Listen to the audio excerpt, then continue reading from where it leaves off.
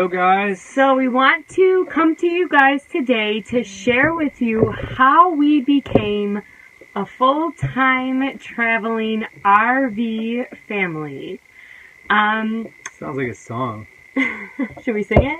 No. How we became a full-time... Oh, no, Clay's not No, either. that's Okay. not good. You'll get your guitar out for that. So yeah, we just wanted to come and share with you guys how we came into this lifestyle. And we want to start off by saying this was never like a dream of either one of ours when we were growing up to think that we were going to become a full-time traveling family. Craig and I are... We're trying not to talk over each other because we got a lot of comments in our last YouTube video that I did that. So, finish your thought, hon. Okay. Craig and I are... We're high school sweethearts. Yep. We go way back. We go way back. So we've been dating since we were each 15. So, yeah, so we started dating in high school, and the rest is history. No.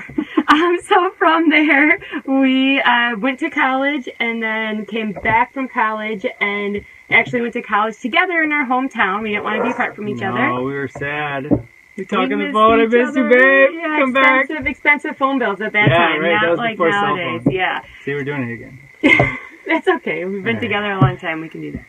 Okay, so anyway, so we were high school sweethearts. We got married, or went to college, got good jobs, got married, built our dream house, literally our dream house, the house we thought we were going to grow old in. And retire in, have the grandkids over for Sunday dinners, and... the whole deal. The whole deal. The whole deal. And the house was 2,700 square feet, so it was big. We were on a half an acre. We had a pool, a playground, all this stuff. We had our own room. We had our own room. The king-size bed. We had A a garage. I had a garage, people. A jacuzzi bathtub in there. Yeah. Okay, so for some reason, no. That's why we have 4 kids. But, Edit that out. Edit that. yeah. All But, right. yeah, No. so. For real. For We had a real. really nice house. It was really cool. Big. But we built it in, 2007? 7? Yep. So by the time we started thinking about this lifestyle, we were already getting to the point where we had to start thinking about getting the roof repairs done. I spent a lot of time mowing grass, which I actually liked personally. She didn't like it because it took a long time, but And we were yeah, also so we doing did a that, lot of like, stuff. going to Target Yeah. or Menards every weekend. So when we go, you know when you go to Target for toothpaste and you leave with 5 bags and you spent over $100? Yep. We were doing that every They're smart. weekend. So they are smart. They got some good advertising. So that we were doing that every weekend. So we Yeah. kind of started to realize that it was a lot of our time and effort was going into maintaining the house. A lot of our time and effort was going into just kind of keeping up with the Joneses in a sense. It's hard to avoid that when you're living like with everyone out, you know, around with neighbors and all that type of stuff. And yeah, just kind of started feeling suffocated by all of this stuff and the things we had. And we knew we wanted to travel more. We knew we wanted to do all these things. And just finding the time to do it was like close to impossible. Yeah, like I had a few weeks vacation, from work, but that's not enough for me personally. Well, and also a few weeks, like we wanted to do these big road trips. We wanted to get to California. And we Yeah. wanted to do like all this stuff. And it was Yeah. just hard to figure out how that fit into this lifestyle that we had. Yeah. So we knew we were always going to homeschool the kids. We actually had chosen to go the unschooling route and just did a podcast with Pam Laricchia on that. So you can check that out on our Facebook page. We have a link out there for it. But We'll yeah. put that in the show notes. So Oh. this is also being recorded as a podcast. Yes. A little sneak peek. Yes. You can't see the equipment. It's a computer right below the screen here. But we are going to be So- releasing a podcast Yes. and have this on YouTube as well. So kind of doing a whole bunch of fun Yeah. things coming up. Yeah. But yeah, so we'll put the link to that in the show notes. But then, so we already knew we were going to unschool or homeschool the kids. So we didn't have that schedule that we had to be stuck to anymore. So because we didn't have that schedule that we had to be stuck to, we kind of started thinking, what else could we do with our life? How crazy can we get? How extreme can we go? So, the good old internet came into play, and we found some awesome other families that were doing this traveling. Currently Wandering, which are now friends of ours that we've met on the road, was one of the people that really inspired me. And then also the Adventure Project was another big one. They had 4 kids that were older, and they were traveling the world and kind of found some of these opportunities and started thinking, well, maybe the first step is let's downsize our house to something smaller, maybe like a duplex or something like that, so we have more flexibility to travel. And then we started thinking, we have dogs, so we had 2 dogs at the time, so doing international travel wasn't really going to be an option for us because there was no way we could leave the dogs behind. They were part of our family, so they were coming with for sure. So then we saw, in an RV, we can bring our dogs with us and have our whole family there with us. So, Jinkies, we cracked the mystery. All right, anyways, so we decided then that an RV would be a good route to go. So we actually went out and bought a 29-foot Class C RV before we thought we were going to go full-time, just to try it out. We had never been RVers. Craig and I had gone on one camping trip together to Colorado with our 2 dogs before kids, and we stayed in the car for most of it. Instead of in a tent, and then we got hotel rooms for a couple nights, so we weren't like hardcore campers or knew anything about that or RVing life. I camped when I was little. Like, that's all we really did was go up north to camp, but that was it, and but it wasn't really my thing. I was more of a Cancun Beach type of guy. But, we thought we'd give it a go. Yeah, we gave it a go. So we bought a 29-foot RV, no idea what we were doing. I think we picked it up on a Thursday, and on a Friday we took our first trip with it. And, again, no clue, lots of Googling how to do this stuff. But we went to somewhere just local around here, and then we ended up planning a trip in the winter to go to Florida. And we were going to plan to go to Florida in January for about 10 days and try it out. So kind of through this whole process, we'd also been talking with my sister and her family. What Craig and my sister's husband Jake didn't realize is that with both my sister and I being stay-at-home moms, we spent a lot of time together, which gave us a lot of scheming and plotting. Yes, scheming and plotting and talking about different things we could do.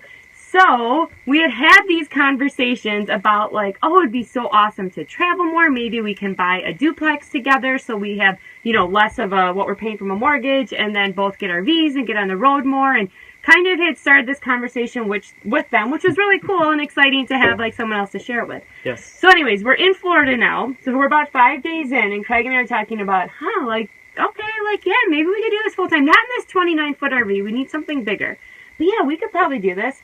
So I called my sister and I was like, hey, Meg, what do you think about if we all sold everything, bought RVs, and just traveled around, North America that's what we do. Yeah. Instead of doing this duplex thing. So, you know that we're on the same page and she's like, oh yeah, that sounds like a great idea. So anyways, that kind of led us to start thinking like, yes, we want to do this full time. So that was in January. We ended up going back to Kenosha after that, and our house had already been on the market since about October. So from January until May, we sold our house, and that was May 10th or 11th we moved out of it. Sold our house. May 14th, Mother's Day. Oh, May 14th. Okay, Mother's Day. Yes, it was. Happy Mother's Day. Yeah, happy Mother's Day. You're leaving your house. So we moved out of our house. We had bought a 39-foot diesel pusher motorhome. Yep. Big old motorhome, yep. And how'd you get that? Yeah, so I found it on RV Trader, which, that's like the only way to go to really find a affordable RV. It was an older couple selling it in Miami, so I flew down there, picked it up, drove it through Miami rush hour traffic to get home in a day. Like, I didn't sleep. I drove it all the way back. So, yeah, so it was like we always do. We just jump in head first, go for it, and do it.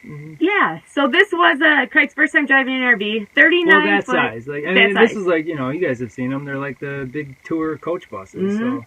So 39-foot diesel felt pusher good motorhome. though. Airbags underneath. Yeah. He was cruising.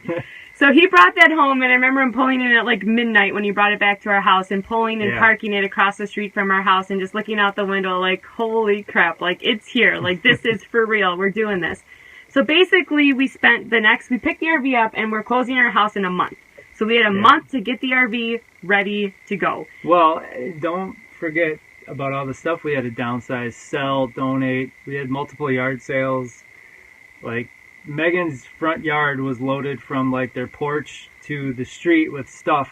That that we were That we were selling in the selling, rummage yeah. sale. It's But we crazy. did awesome. We sold a lot of things. We made a lot of money. Yeah. So it was really like kind of a really cool, kind of fun experience. And the kids like didn't even care like when we were selling their stuff. They Yeah. weren't like they're like trying to hoard their things in. They were kind of like good to go with it. So we did that first. So we went through that process, and then when we moved into or when the RV was out there, so what Craig was going to do is in the back he was going to take down the cabinets and the shelf or the closet back there and put bunk beds in. So we had to order mattresses and kind of do all this. So he had a month to do that. So he was pretty much out every night after work building out this back space where we could sleep and getting that ready for us while I was in the house with the 4 kids, packing everything. I think in that month, I think I lost like 15 pounds. Like it was crazy. Like if you want to diet, take a house, downsize it, and just don't ever sleep, and that might happen. But anyway, so we went through everything. We got it downsized. Literally the day before we were moving into the RV, the truck with the mattresses showed up. Day before.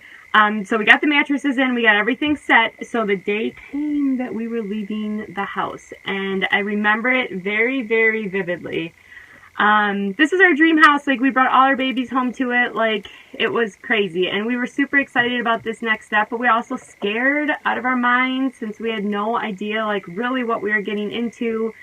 And we stood in the kitchen, and both Craig and I just bawling our eyes out, like, what are we doing? How can we leave this? What is going on? Is this, like, the right decision? Like, what the heck? I got a big thing in my tooth. Why didn't you tell me that? Okay. Hold on, guys. I'll be right back. Live TV. He'll be right back. Okay, so anyways, so we were sitting in the kitchen just bawling our eyes out. Like, I literally physically felt like I wasn't going to be able to walk out of the house and, like, not have it be ours anymore.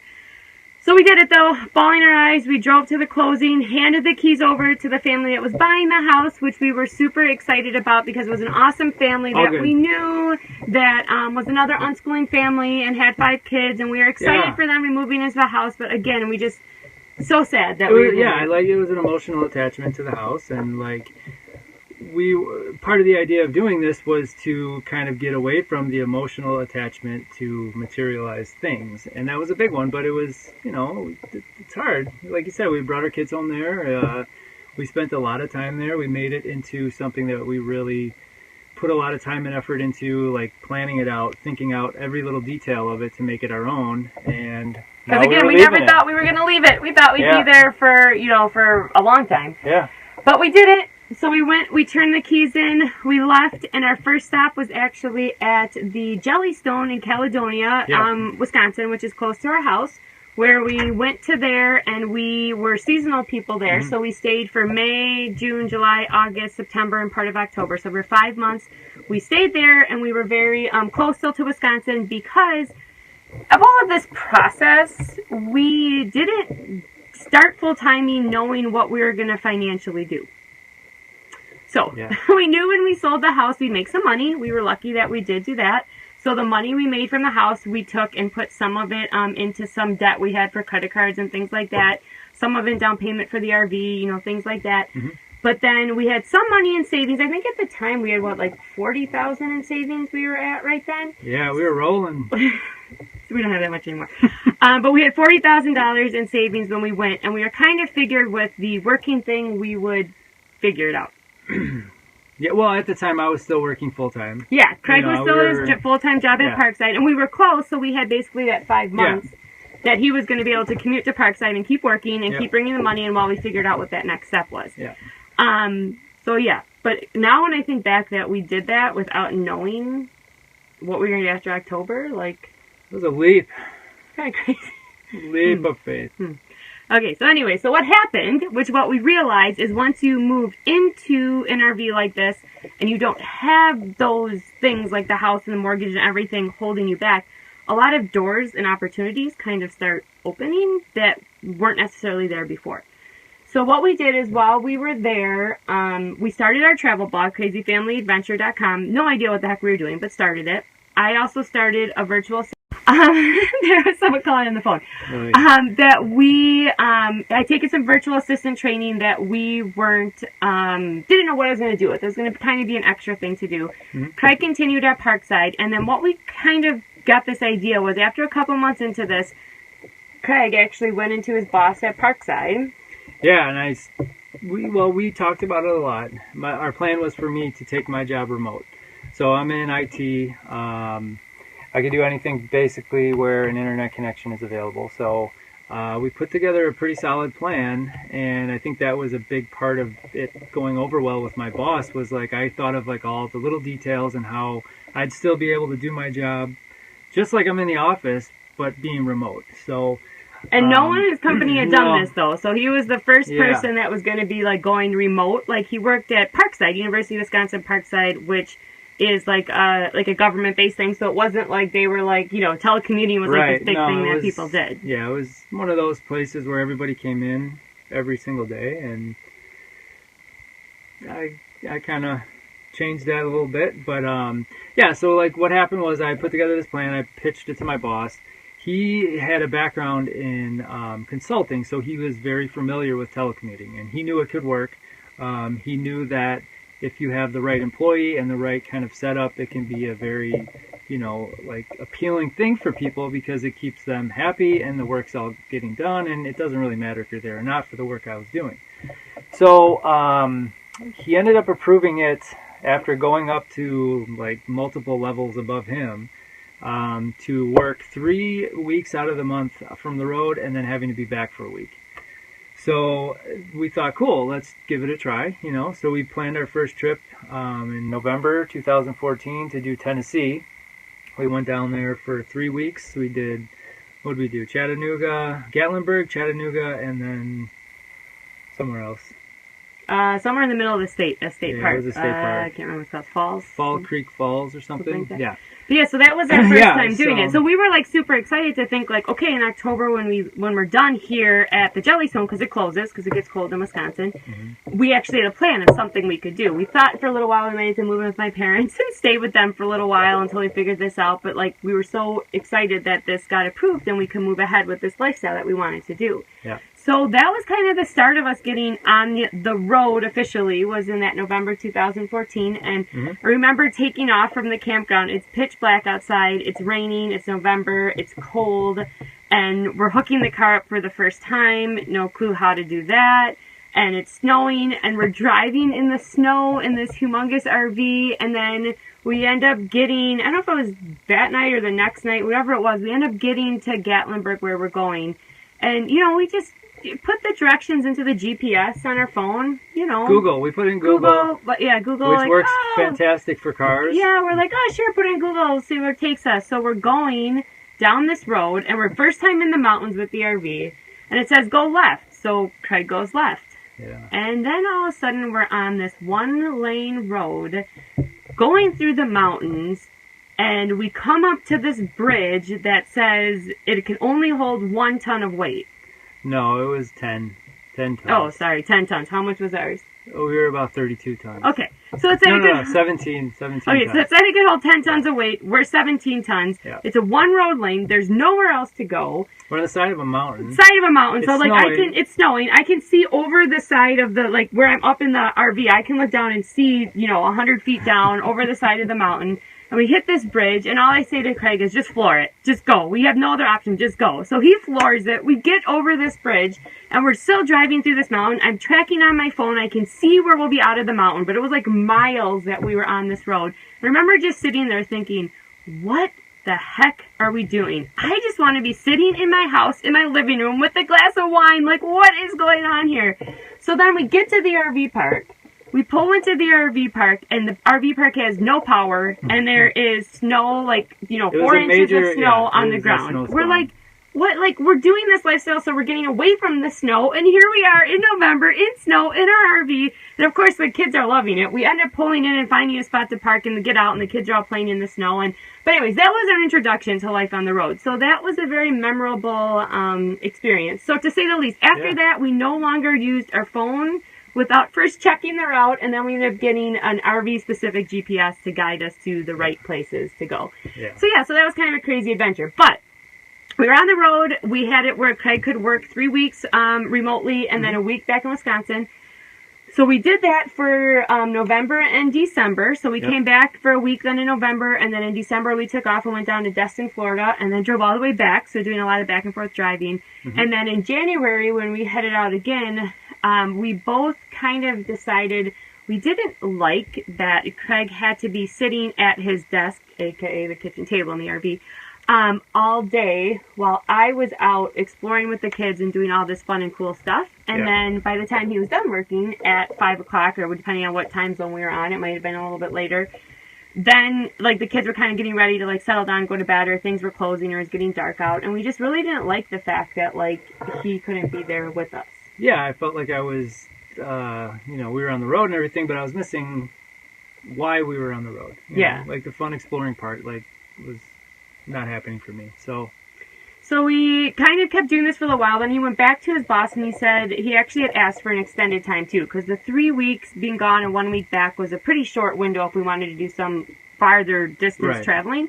So we decided for him to go back, and he talked to his boss, and he actually got it moved up to 8 weeks. 8 weeks that he could be gone, and then back for a week. So we did that for a couple months, and then we kind of started thinking like, maybe we could do it if Craig went part-time.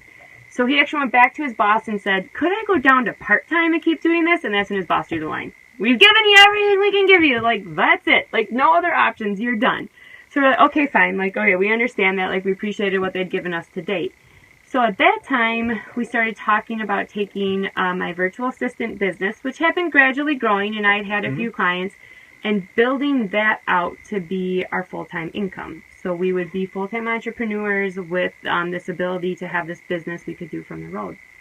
So we talked about it, and we decided that since they said no to the part-time gig, we were going to do this. So Craig was working full-time, and we gave it 6 months that I had to try to build this business up so that we could then, he could go into his job and tell him he was leaving, and we would just do the virtual assistant business. So at the time, I joined B School, which is Marie Forleo's B School, if you want to check that out, online. It's an online school you take, and it's expensive, like $2,000 or something like that. But it's a great, a lot of the entrepreneurs we had followed had really said it was like a great one to do, and they highly recommended it. So we thought it was worth it to do that and kind of see what this lifestyle was like, how to build up this entrepreneur, this online business. So we went for it, gave ourselves 6 months to build it up. So our end date was August. So I'm in the process of building the business. Craig is still working full time. So we're kind of doing like I'm working a lot when he's done working. And it was definitely a very kind of weird time when we're traveling. So we're still trying to do that stuff, yet I'm building this business. And then to throw it in the mix, we went to Yellowstone to visit my sister and her family, who had gotten on the road as well. And now we're at Yellowstone, where my sister's husband Jake was working a job there at Yellowstone. So we pull into Yellowstone, like we're super excited to be there. We got to stay in the employee lot by Fishing Bridge, being with my sister and her husband there. And the internet doesn't really work.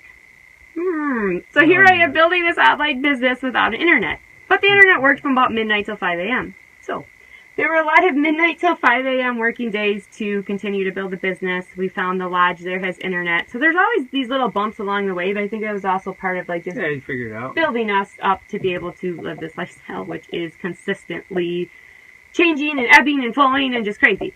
So anyway, so then it got to be August, and I felt like we were at a place where we could say like, okay, we're ready. I have enough clients lined up. I have enough money coming in.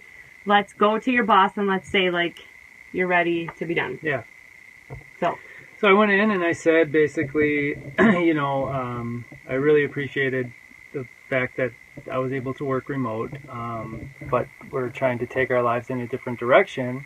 So I was giving my notice. And it was kind of bittersweet for me because I really liked it there. The people were awesome, and like the job was really cool. Like we went to school there. I really liked it. So, it was kind of a hard decision, but after telling my boss that, he was kind of like, well, what if you go part-time? I was like, oh, man. All right. so here we had built this business up. Okay, but in his defense, it was more of a kind of a elongated transition to what would happen after I did leave. So we came up with like a 6-month transition time where I'd go down to part-time, train the other employees on the things I did, and then also try to find somebody else to kind of fill what I was doing. So it was, it was No, and it was a smart really move, good like, thing. Like for him too, like it was keeping me on board for longer than the 2 weeks, whatever my notice would have been, and then also it worked for us great because it was extra money that we weren't really considering, and Yeah, and I think it was actually 9 months. I think it wasn't even 6. It was 9 months. It was quite a long time because it was August and it was till June. Sure. So it was quite a long time that we had this opportunity, which also meant that we had insurance through it. He Yeah. was getting a part-time salary. So in reality, like, it was a really good thing. Like, we couldn't have even set it up any better than that. So basically then, for the next 9 months, then he was getting a part-time salary. I was still busy building my business, and we were kind of trying to figure out this lifestyle. Mm-hmm. So through that process, a lot of learning, a lot of things, happened. And then it was last June, so June of 2016, was June 30th, was Craig's last day being a salaried employee. Yeah, last day. So then that was it. Retirement day! Woo! Yeah, not quite. So that was one of those where it was like, okay, like, here we go again. Like, we are going from a salary, like, comfortable job with an income coming in with insurance and going into this full-time entrepreneur role. What the heck are we doing? But we went for it. It's why we're doing this, to just have this freedom and have these opportunities. So that day came and went, and now it's over a year later, and we are continuing to build our blog and build our business and just making this a reality. And I will say that this last year for us has been probably the biggest transition year in this like whole process. There's been a lot of like learning personally for me on what it means to be a mom, be an unschooling parent, be an entrepreneur, and for Craig to kind of realize he doesn't like being an entrepreneur, but what that looks like for what he's bringing to the table then with he's still consulting for Parkside, which has been awesome, and still doing some things like that, and then also taking on a bigger role with the kids, and with doing that since I'm working more of the hours. But our goal is always that I only work about 20 hours a week, and Craig only works about 15 to 20 hours a week, and we continue to grow that out so that we are still living this simplified life that allows us to be able to still have time to travel and hang out with our kids and do all of that, which, totally honest, we don't have it figured out. Like, it is still like a mess, and we are still working through how we give the kids the time they need, how we get our own time, what that looks like. Yeah, and like anybody who's an entrepreneur knows that there's no 9 to 5. Like, it's, 24/7 really, and you kind of make everything else kind of fit in with that. Yeah. So. And it's 24/7, I think, more too, like, in your headspace. Like, it's like, I get up in the morning, I may not get up till 9. That's kind of what we do. And then, like, have breakfast and do whatever, work out, do all that. So I may not start working till, like, 10:30. But then, like, when you start working by 10:30, even if I just work for, 6 hours or whatever, we're already getting, like, later into the day. Like, it's just been an interesting, and then, like, I'll go do something with the kids, but then at night, like, I'll come in, I'll pick up a couple hours there. So this freedom to work and do what we want when we want has been a very interesting transition as well, to kind of figure out what that looks like and how to make that work. And forgot to mention through this whole process, too, we had the 39-foot diesel pusher motorhome, and it was great. It fit us really well, but it was really big and kind of limited some of the boondocking things we could do and things like that. Well, the other thing, too, was it was very reliable, but anytime we had to do any type of maintenance, or if we had to fix stuff, it was a 2006, so we knew that was kind of coming up. It was very expensive. So tires alone were going to be like $4,000 or more, and it was just we couldn't really fit. We that don't into have our the $40,000 in savings anymore. No, even gas, like getting gas, is a 100-gallon tank, and like times that by whatever, $2-3 a gallon. It was a lot. It's a lot, man. Yes. And it was just driving down the road, like, it felt really good on the highway, but if we wanted to try to go anywhere off-road or make a random stop somewhere, it was like, no, you're not going to do that. No, it was a logistical nightmare. Gas was like, you got to find a Love's, a Pilot, or a big travel station, right off the highway, and get off, get on, and get your destination type thing. So, because of that, we decided to downsize. And again, why would we just downsize to like a 30-foot? Nope. Instead, we decided to go with a 23-foot Class C Winnebago View. which we've been very happy in. We're still trying to figure out if it's enough space. There's times when we feel like, 26 foot, a little bit bigger would be better.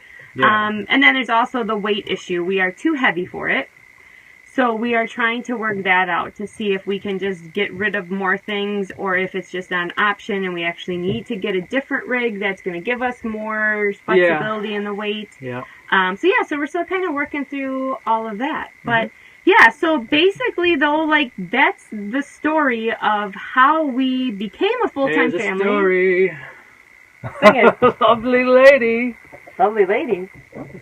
Drove an RV and she... I don't drive the No, RV. she didn't drive. But yeah, so that's how we became a full-time family, and we are so excited to have our travel blog so that we can continue to share with other families how we made this lifestyle a reality, and also to share the ups and downs of the fact that, like, it is by no means this, like, perfect, like, lifestyle that we have all the answers or we had all the answers before we started, because we absolutely did not, and we had to take a leap of faith in some sense and just go for it and allow things to happen that we didn't know, like, what to expect or where it was going to take us, and be able to ebb and flow with that and change. And it's put a lot of stress on us. Like, this simplified life, like, it's not all simplified, like, by any means. And part of it is our personalities, which we, through this process, are trying to grow and become more relaxed about things or become more go with the flow than we are. And then on the other hand, it's also just like it's a constant, like, moving lifestyle. Like, we have to always know where we're going to be staying the next night. You can't just be like, oh, I'm just going to take a break from planning. It's like, no, you need to know where you're going to go. So there's a lot of those factors that come into play as well. But on the other hand, like, it's just the opportunities we've had and the things we've done. It's unreal. Like, riding jet skis with our kids, like, through the ocean, and going snorkeling when, like, Knox was 3 years old, and climbing to the top of the mountains, and going up to Canada in Banff National Park. And that color of that water, people, you see those pictures, it's even brighter than that in real, and when you see it in real life. So just so many great experiences that we've had. So now we're just trying to figure out kind of that next phase of how we keep this lifestyle going and what it is that we want that to look like. And by doing this podcast, we're excited to just share more insight with people, to give people ideas of how you can do this lifestyle and what it's like behind the scenes. And the same thing with doing it on YouTube. We're working on getting more YouTube videos out there and continuing to get more blog posts out there. We're going to be redesigning our website. Just a lot of those things to try to help people just see what this is all about and see the reality, not just the Instagram pictures that show you how cool it is to be parked at this. The actual circus that kind of ensues. The actual reality of it, that it is a crazy, there you go. Nope. It is a crazy family adventure, and that is for sure. So hopefully through these means, we will continue to share with you guys what this lifestyle is really about. Yeah. And in the comments below, if you guys want to leave different topics you'd like us to cover on the podcast, by all means, please do. We want this to be helpful for you. I'm thinking we'll cover things like how we afford it. We'll cover things like how we pick where we're going to travel to. We'll cover things about the 10 things we love about full-time travel, the 10 things we hate about full-time travel. Kind of start sharing a lot of those different things with you. But would love to have you guys in the comments leave us what you would like to hear about so that we know what it is that you want to know. That would be super helpful for us. So thank you, everyone, for joining. For watching and listening. So we will get this loaded in a podcast soon. We'll share that link with you. We will also get this loaded on our YouTube channel and share that as well. But it will be on Facebook, so feel free to come back and check it out, or share if you know other families that are potentially interested in hitting the road and are wondering what the reality is of what this lifestyle is like. So thank you, everyone, and we'll talk to you guys next time. Bye.